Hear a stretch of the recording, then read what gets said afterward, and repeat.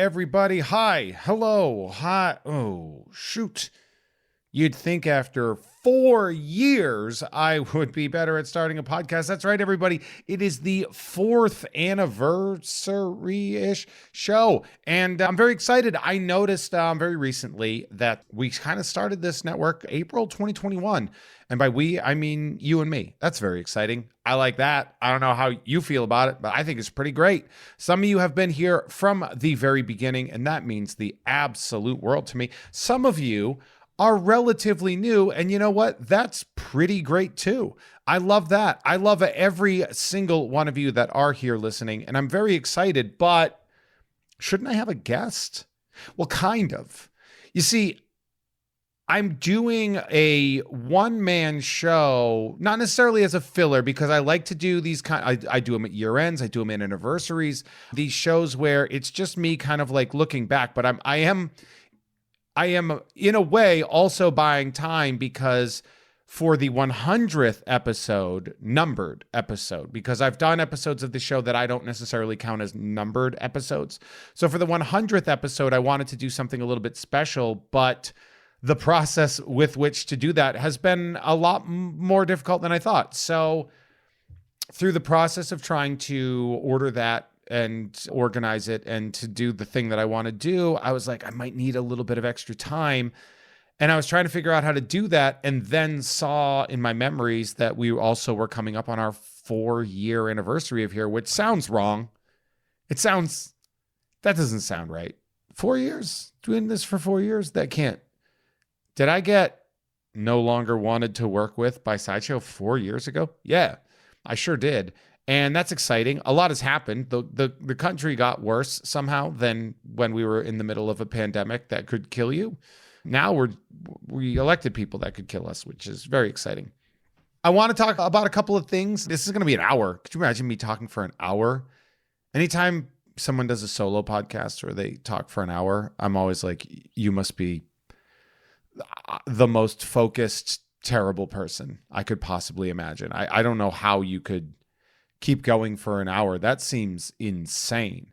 So I want to talk about a couple of things recently, maybe things that you've noticed, but also some things that we have coming down the pike, which I'm very, very excited for, like really excited for. So I want to talk real quick about a couple of things Jeff Has Cool Friends related that I'm wondering if you guys noticed, but I'm really trying to up the diversity of like guests. I'm trying to mix it up a little bit. I've had a lot of like very, very great and talented guests coming onto the show, right? I mean, you had Corey, you had Andrea, you had Dr. Finkbeiner, you had Elise Kolgowski. So you had a comedian, you had a scientist, you had an artist, and of course, a swimwear designer, all very different people. But if you look at the comments, one of the things that I find very interesting is like people, and by people, I mean you guys, seem to really like this peek into worlds that we're not necessarily too familiar with. I know people like the Adam episodes, and I know people like when like Tom comes on, or if I have like a famous actor come on.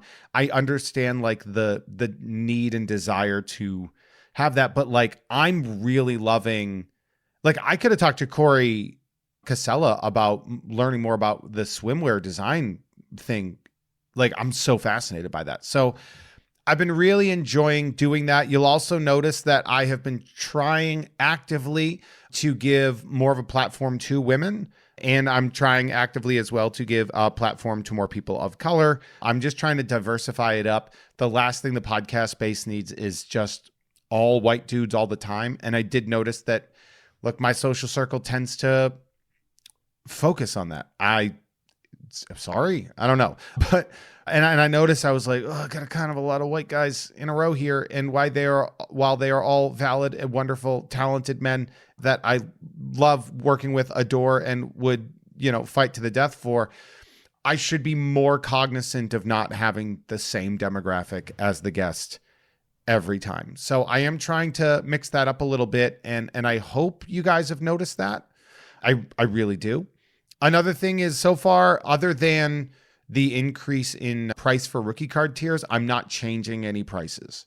And I will say the combo tiers, like the rookie nerd, 2-face and 3-face, though, those are going to stay grandfathered just to cover the bump in shipping that I had to cover. So there's that, which is very interesting. On top of that, too, I'm going to get into another thing more about like the future of this, but I want to do some producers first. I want to give a big shout out to my producers, some of whom have been here for 4 years. They have been absolutely incredible and amazing. And now is a great time for them to switch up their producer names. But here we go. A huge shout out to the enchanting, wondering, unpierced left nipple that only goes up to 11 cider, served at room temperature with just a pinch of cinnamon. Of course, that is my good buddy Oliver, who's been coming out to Mint on Cards, making the big long drive. Been lots of fun. We went to Bob's Big Boy, Bob's Burgers would have been fun. We went to Bob's Big Boy, not too long ago after the last show. It was really fun. A big shout out to Funky J Mousley, comes out at night. Mousley. And of course, I'm going to start calling Yoda Old Grogu just to see what happens. A big shout out to Sweet Keel, that's seen in Lost City where Brad Pitt dies. Aldo Vargas is adding Jeff Has Cool Friends producer to his resume. I am not kidding when I say I will straight up lie for you. 100%. I know I do it as a bit during the episodes, but like, I don't care. What are they going to do? What am I going to be in trouble? Off. A big shout out to Burrito, my best friend. A big shout out to Mr. Billy Beck, Lemming Malloy, David Knife Boot, Hinson, Porcelain Jesus. A huge shout out to Bobby Opulent. Would like to offer Jeff a nice brioche bun in this trying time. I do love, though, that my hatred for the brioche bun has become a inside joke. I do like that. It's also, by the way, like brioche as like just the bread itself, I don't really have the problem with. And maybe something like a egg salad sandwich on a brioche bun, that would probably be fine. I mean, I'd have to wipe my fingers off afterwards. But a brioche bun has no right being underneath a greasy hamburger. I stand by this to the day I die. It dissolves like cotton candy. A huge shout out to Norm from Cheers, Dan Hackroyd, one of my favorite people on the planet, blacktulipmassage.com. That is my friend Julie. We graduated high school together. She is one of the rare people that I guarantee that I see when I go home. And I absolutely make sure that I schedule a massage with her when I do go home. She is legitimately one of the best people I've ever met. I absolutely adore every single micro ounce of her. So she is the best. A big shout out to check out this month's Nerd with Dre and Jeff, where Dre and I are going to be taking a look at Youngblood, I believe, with Mike Slater. It's going to be a very fun one. You want to check that one out. It's going to be very fun. Also, very hard to find legal copies of Youngblood. Like, it's weird. It's like weirdly hard to find. There's like legal issues with the property and stuff like that. Like some random dude has the rights to Youngblood and Rob Liefeld. It's a whole thing, but it's really, really great. And we've had such a fun season of Nerd. We've got new ones coming. Dre, when he's not harassing me over whether or not Storm can fly, he says yes. And I say, no, that's Storm, quote, having the ability to fly would be the same as saying those people that like to pretend they're skydiving by getting in that big fan tube that makes it like that's what Storm does. That's not flying. That's controlled falling because of the currents. But that's fine. But I digress. A big shout out to watch me use these prehensile nipples to pick up pennies off the floor. Of course, a big shout out to the Oatmeal Savage. And it's very funny because the Oatmeal Savage been here pretty much this whole time, I think, right? The Oatmeal Savage. I think about that name all the time because with the Oatmeal Savage, I was talking about oatmeal like earlier today, and my immediate instinct was to just like interview the person I was talking to about oatmeal as if we were doing like, as if I was on a podcast. It was actually with my friend Adam, not Adam Todd Brown, but my friend Adam at Boxing. And we were talking about like steel cut oats and oatmeal. And I almost got into the same sort of interview question. So I actually really like that question because being asked if you like oatmeal, I think is such an interesting and a weird and unexpected prop question that I think is really great. So I really love that name is on there. And also, of course, a big call me Sean or whatever. That's really, really great. And again, if you do want to be a producer, head on over to patreon.com/Jeff May and sign up, be a producer. Like, it's really affordable. And we do a lot to make sure things are going right. I want to shout out, of course, all the producers, especially the ones that have been with me since the beginning. And I understand when I did the $10 opening, reading off 80 names in the middle of a podcast, it was harming the process. And I realized that, but I did want to offer that really, really good deal and opportunity out there. So I did that for, a little while, really 2 years, I think. But yeah, so a couple of things, a couple of news related articles going on from me that we can talk about. One, I've got some interesting news in that I believe next month I've signed up for another fight. I'm going to do kind of a fight, I guess. They do this thing at my boxing club in North Hollywood, in Prevail. They do this sort of event called the Main Event, where different members of the Prevail community will fight in the ring, kind of like a spar session. And I told them, like, with the full understanding of, like, look, I've been doing any class I'm in, there's a good chance I've been boxing for as long as the rest of the people there combined. It's just one of those things. I've been doing this for 24 years, and I'm big, and I'm smart, and I'm fast, and I'm strong. And so I told my great coaches, Carlo and Lolo, I was like, I will if you can find somebody that's willing to fight with me, like, I'll do it. Like, you can put me with somebody who's better than me, or I don't mind. Like, I just want to have fun. I want to compete before I'll never be able to again. Like, I have to accept that, like, I'm getting older. Like, my knees are kind of up already. So I did sign up, and I believe my friend Adam said he would do it. Now, this dude is a tank of a man. He's so big and he's so strong. He's younger than me by about 7 or 8 years. I've got him on experience. I'm a little bit faster than him. I know a lot more tricks than him. But the other part of that is we're not going to try to, like, kill each other.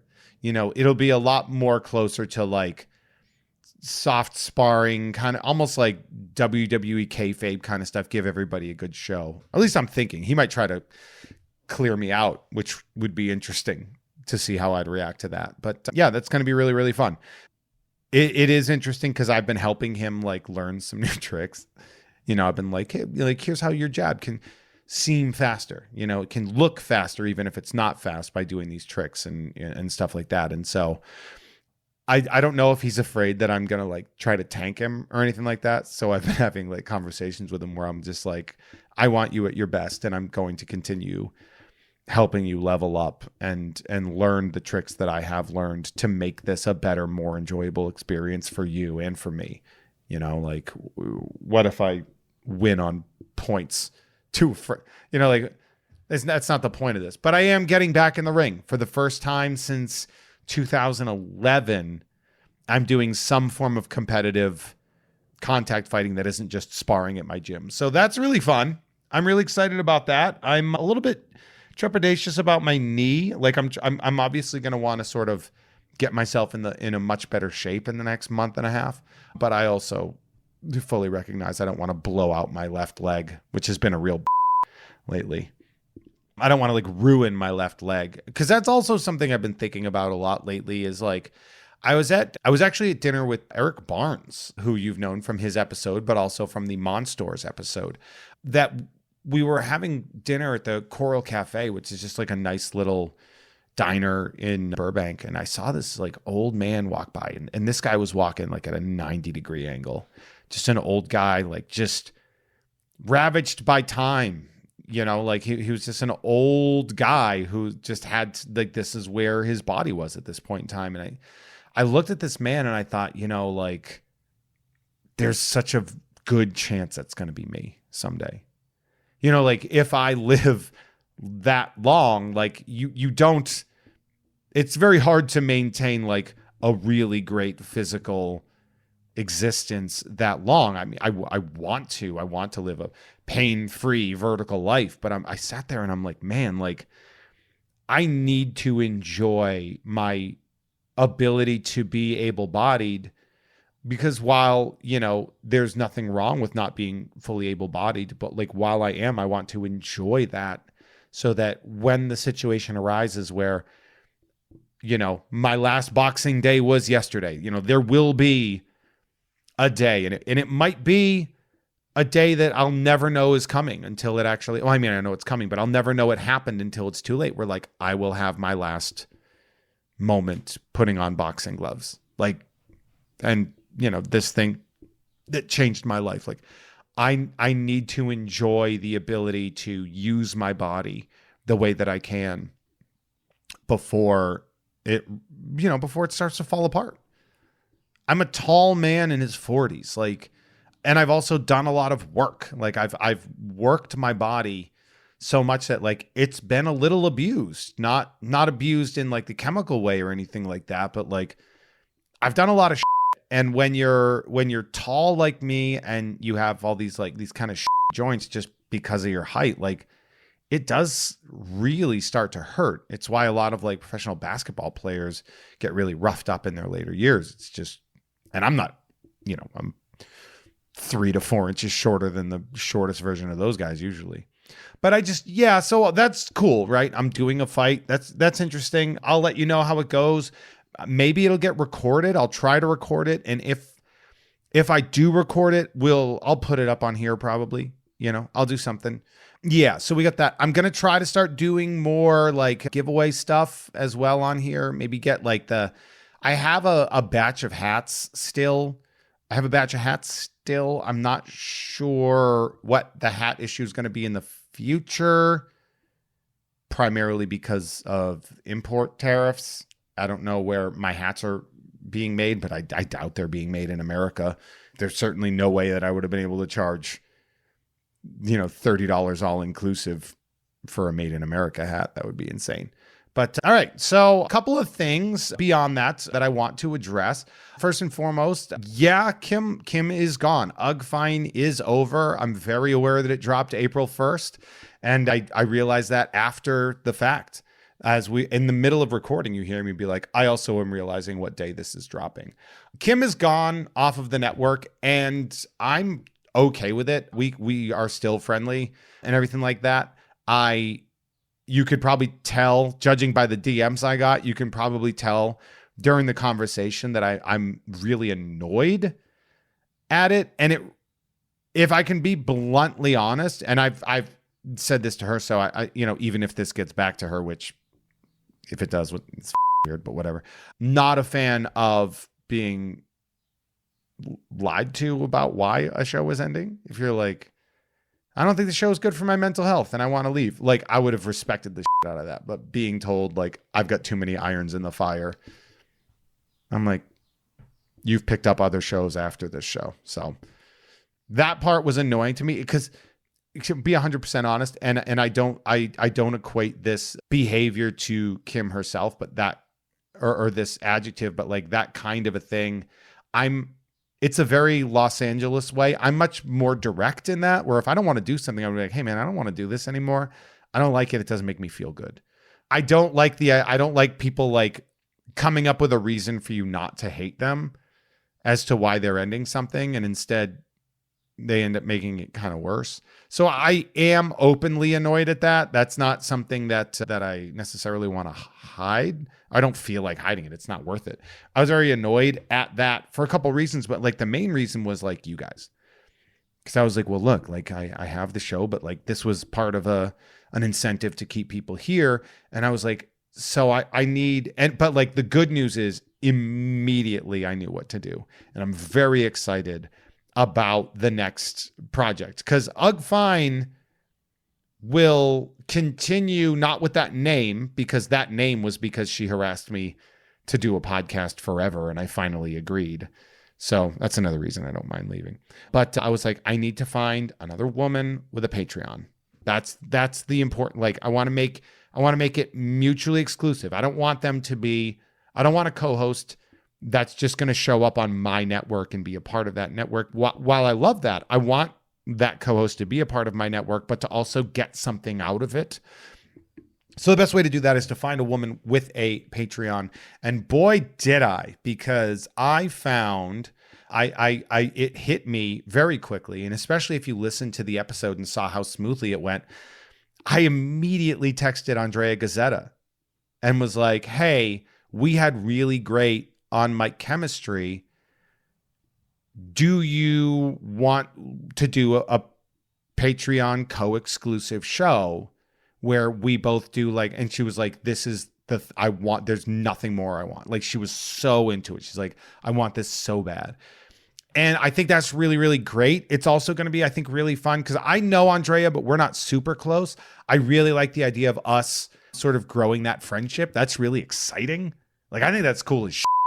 I think, it's a good incentive for her people that are mostly on there for art to have something to listen to as well. Because, like, she has her Patreon. She has a great Patreon, by the way, where you can get stickers and stuff. Speaking of which, rookie card tiers the February ones got mailed out yesterday. I wished I was faster at that.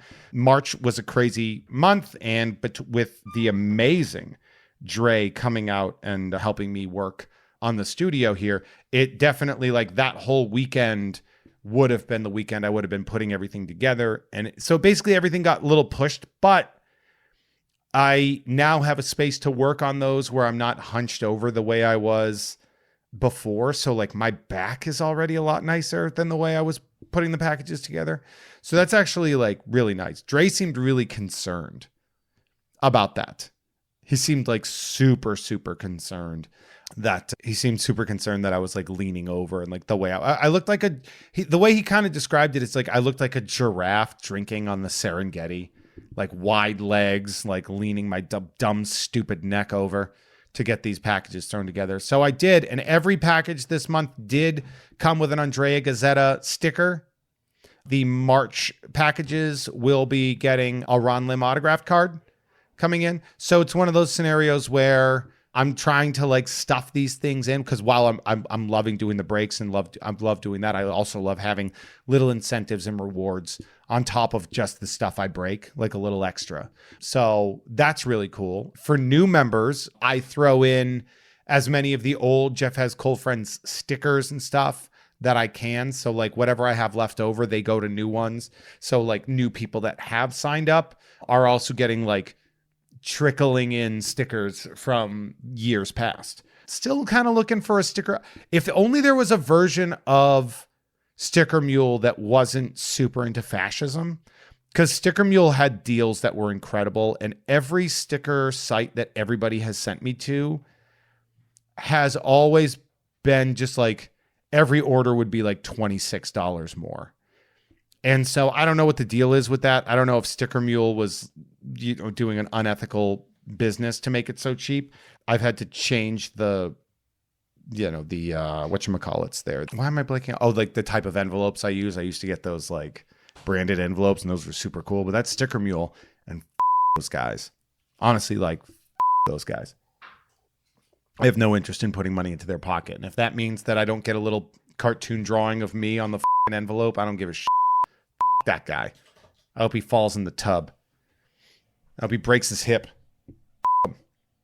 Also, I keep getting all their stupid ads still on my every time I do YouTube. As a reminder, the Jeff Has Cool Cards YouTube page has been a lot of fun to build, and I do hope that you guys are following and subscribe to that. I know I have more people on here than I do subscribe to there, so that would mean a lot. It's just at Jeff Has Cool Cards. We do the show on Mondays, the I Must Drake You. We do I Must Break You on Wednesdays, mailbags on Fridays. I think as time moves on, I might change the hours of I Must Break You. I think I might want to bring it to a more prime spot, maybe like 3:00 on Wednesdays. I'm still trying to figure that out. I'm still trying to figure out, like, as much as SEO, which is search engine optimization, is something I don't like to play to. I do think that every once in a while I'll get like a big pull from the live reels. Like people will, like YouTube will like promote us or something like that. But it's few and far between, and the channel is growing really, really slowly. Speaking of growing really, really slowly, the @HeyThereJeffro2 Instagram account has been much harder than I thought it was going to be to build up. It's been really tough to get people to sort of follow back after that sort of thing.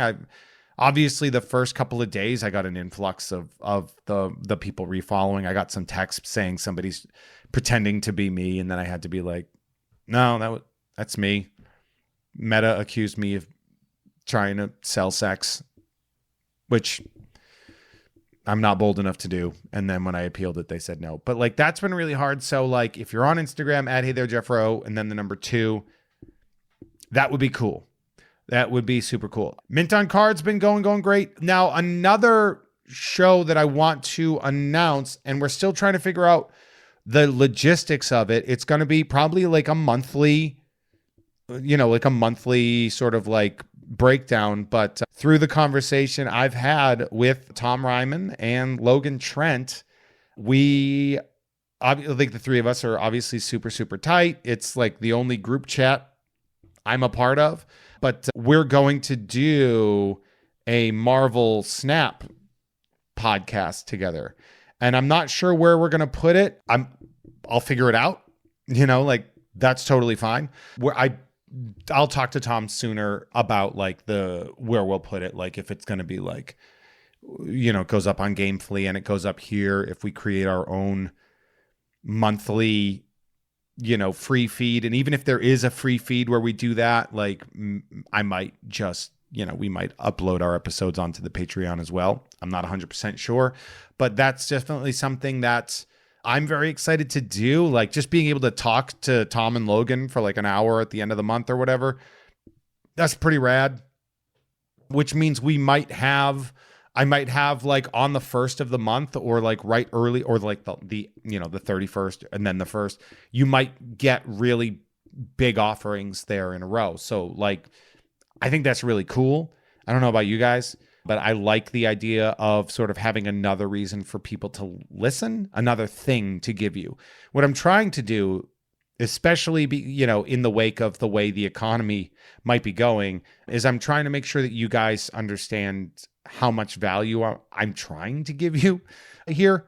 I hope you think it is. I know some people have, ordered and canceled. Some people, they've had to go for whatever reasons. They usually tell me and they're like, I'll be back as soon as possible. But I know that it's a scary time. So what I'm trying to do is at least incentivize you to stick around by trying to do more interesting things on here, maybe do more giveaways, which we can't do like raffles because that's illegal, but I can do like a public raffle. I can't do a members only because that technically counts as pay to play, but like I can make a public one where I can like have you leave a comment or something. And then anybody who comments, I can then put in a random number generator and, march the comments. It's surprisingly low tech how I would do it. Essentially what I'm doing is rolling dice, where I have a random number generator. And if, 35 people leave a comment before a certain time, then I just do 35 numbers. So we got that going for us. I'm trying to maybe think about getting back into stand-up. Another thing that I want to do, but I think I have to wait until we have a paid bump, but I still have that drunk set that I could upload onto here, that set of when I performed drunk. I still have it from 2013 or no, 2014, maybe 2015. Who knows? 10 years ago. It's been 10 years. So like I can drop that at some point in time. The 100th episode, I don't know if I want to spoil it here or if I just want to be like, stay tuned. But I'm trying to work something interesting. No, maybe I want to not tell you guys. We'll see. But I'm trying to just do more. I'm trying to grow. I'm trying to do more. I've been doing more like thumbnails for YouTube videos. Like I'm trying, like as much as I hate the algorithm, like it's like fighting the tides. Like I know I'm old and tired and shit like that, but like I'm just going to do it, Another thing I want to do a big shout out to, of course, is my very incredible editor who bangs these things out and the turnaround time on editing. I don't think we've had more than 2 hiccups in our, I was going to say 4 years of doing this show, but it's, we've been in sync for 6 years. What an absolute trooper. Like somebody who gets me so wonderfully. And it's funny because when I started, I went to like other independent editors because I was trying to avoid conflicting interests. And the editors were all really, really nice, but like their rates were a little bit high for the quality that I was getting. So I was paying, like, I think one of my editors, I paid out the nose. Like he actually came back and upcharged me because he took too long to edit the show. And I was like, wait, you want me to pay you more because you're not really that great at your job? I don't like that. And it wasn't even like a good episode. So a person who's a good friend, but I was just like, I'm not going back to this person again. Like, absolutely not. And I went back to a person who had edited me in the past and was like, look, man, like, can we do this independently? Not a lot of editors have picked up my timing, my scheduling, or not but my joke.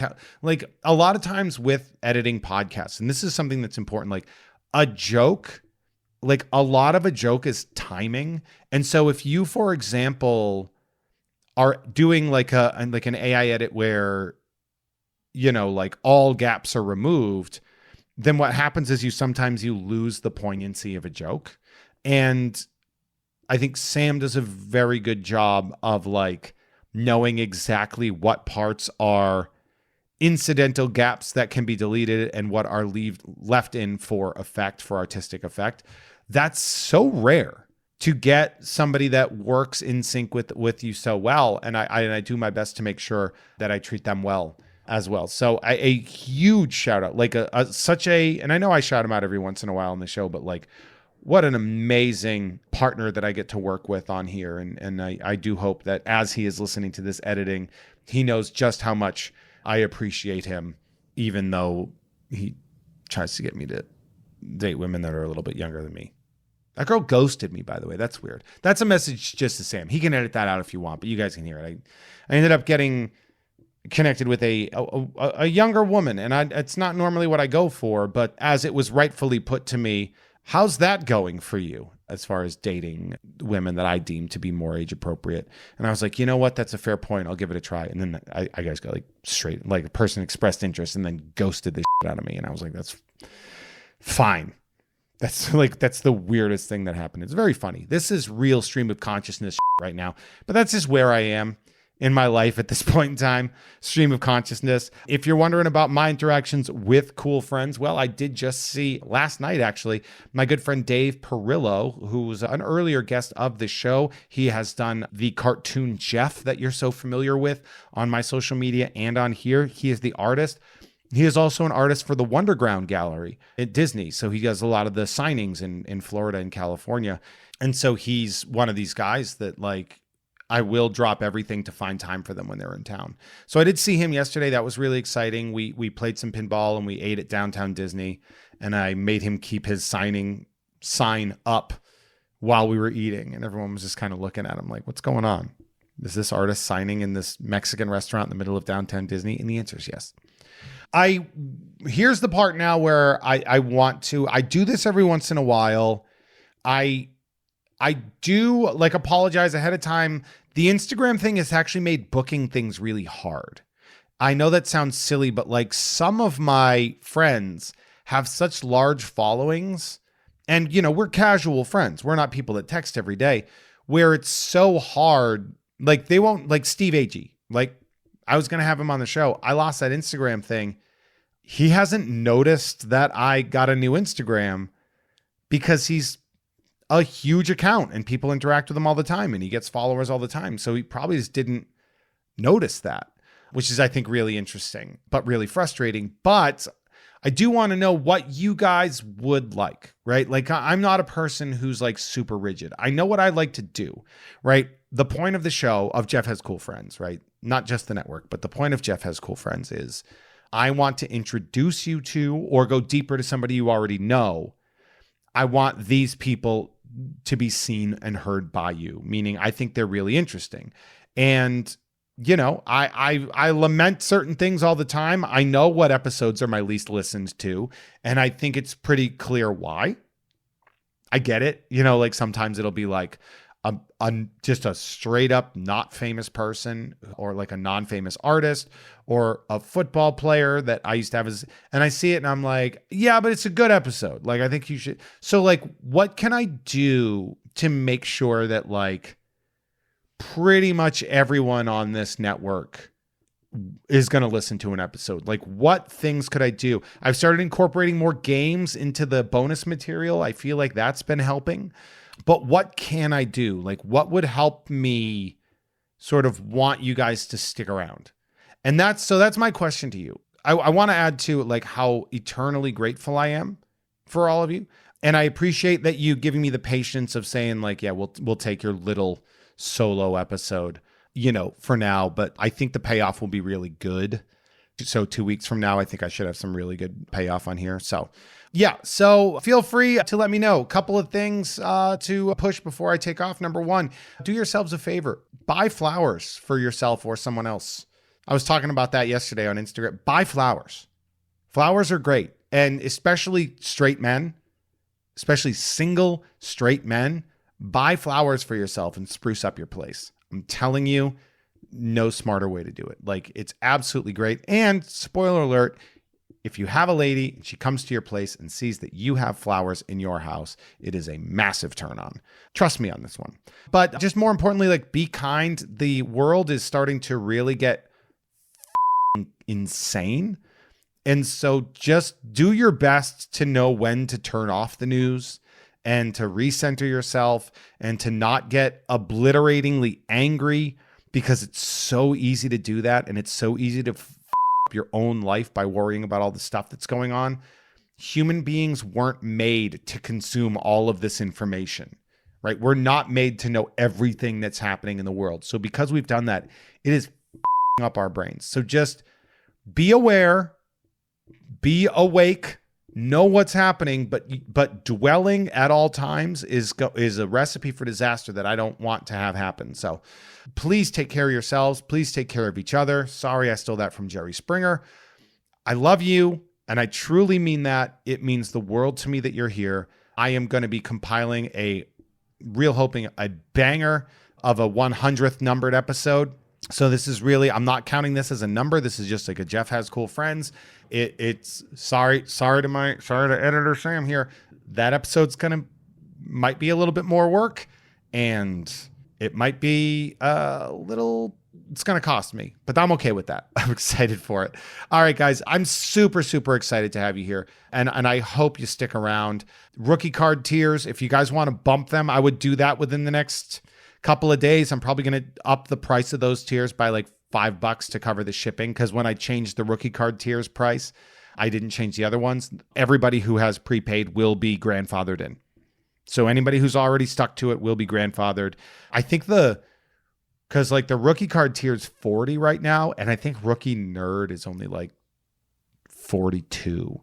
So that's like a $2 bump. So I should probably get that up. Yeah. You're going to have like 3 days to maybe, if you want to sign that up, to do it. But until then, love ya. I'll see you all soon. Thank you so much for hanging out with me. Loving doing the show. Love what we have here in the future coming along on the network, as well as what we have coming along on Jeff Has Cool Friends. I know we're a small show. I know we are what would be considered cult podcast. I would love to get all the mainstream attention that everybody loves to have. But what's most important to me is that you and I have this relationship where I bring somebody who I think is amazing on, and you guys are like, yeah, this person is amazing. I see those comments. I love them. When I saw that Susan Finkbeiner, when I had the delay, somebody's like, I'll listen to the Susan episode again. I took note. I did another episode with her because I think people wanted more. I'm doing my best. I love you. Thanks again. Peace in the Middle East. Don't support genocide. Don't be a scumbag to women. You know the whole thing. All right. Love you. Bye.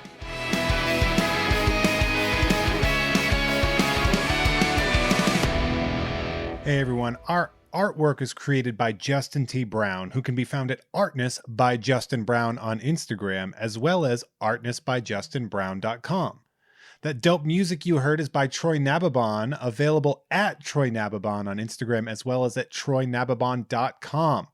Nababon is spelled Nababan, and boy, does that shred.